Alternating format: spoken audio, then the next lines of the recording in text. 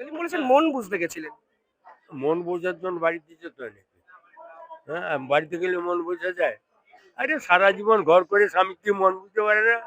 হুম, 25 বছর ঘর করার পর স্বামী স্ত্রী মন বুঝতে পারে না, আর একদম একবারকে দেখা করে মন বুঝে যাবে? এত সহজ মন বোঝা? হুম, এটা অত সহজে মন বোঝা যায় না। অন্তত ওইরকম ধুরন্ধর, খুব ধুরন্ধর না, এটা গাধা। এরা যে রাজনীতি করে, এগুলো অত্যন্ত নিম্নমানের, নিম্ন মেধার রাজনীতি এগুলো। এগুলো কোনো হুমায়ুন কবির টবির কোনো বিষয়, রাজনৈতিক বস্তু বলে মনে করে এদের। যদি এদেরও রাজনৈতিক গুরুত্ব দেয় মুশকিল ব্যাপার তো। জঞ্জাল, রাজনীতির জঞ্জাল এরা। হ্যাঁ, তাকে বেশি গুরুত্ব দেয়।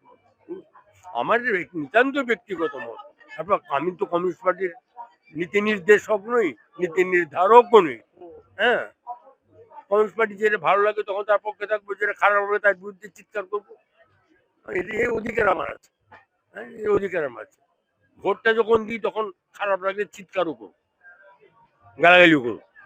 সেটা করিও আমি, তুমি জানো। আমার আমার কিছু পাওয়ারও নেই, ঘন্টা কিছু হারাবারও নেই।